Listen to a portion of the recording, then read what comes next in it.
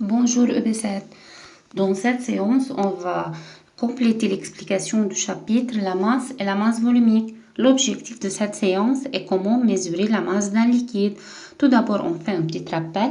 Dans ce chapitre, premièrement, elle a l'unité de masse dans les systèmes internationaux, elle est kilogramme.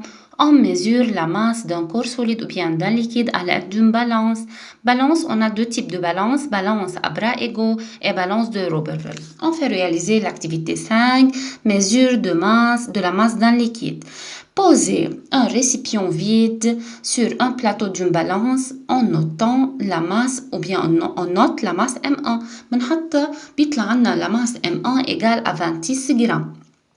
شو بعمل بعدين après ça on fait ou bien on verse la quantité سواد d'eau dans cette bouteille بنحط نحنا كمية المية اللي بدنا إياها بقلب هالبوتاي et on a une autre masse هو M2 بيطلع عنا masse M2 جديد à quoi égale la masse M2 اللي طلع عندي رح نشوف إنه ال M2 par exemple égale à 126 grammes donc on a deux masses différentes M1 اللي هو الماس للبوتاي فاضية والM2 هو الماس للبوتاي مع القنينة مع المي donc la masse d'eau est égale à 126 moins 26 égale à 100 grammes لكن وزن الميات égale 100 grammes.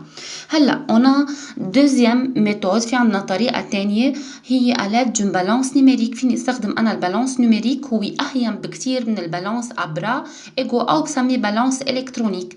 شو هي الطريقة يلي بدي استخدمها انا هون؟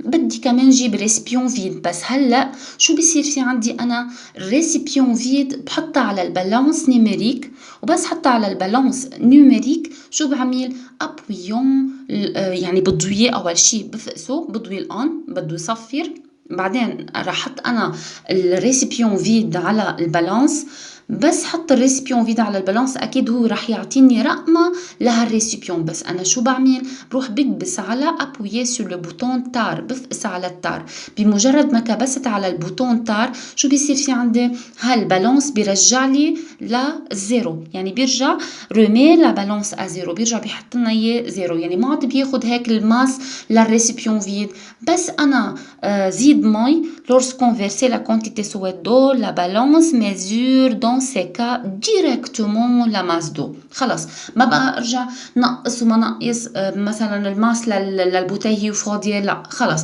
انا حطيتها بس حتى بده يطلع عندي وزنه فشو بعمل بكبس بس على البوتون تار بس اكبس عليها بيرجع بيصفر لي الميزان يعني بيعتبر مثل كأنه ما في شي موجود عليه بعبي انا كميه المي اللي بدي اياها برجع بضوي للميزان ببلش ويقيس لي ديريكتومون لماس دو.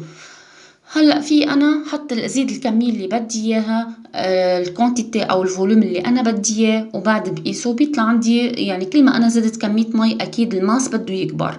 Donc, فإذا la balance numérique dans ces cas mesure directement la masse d'eau.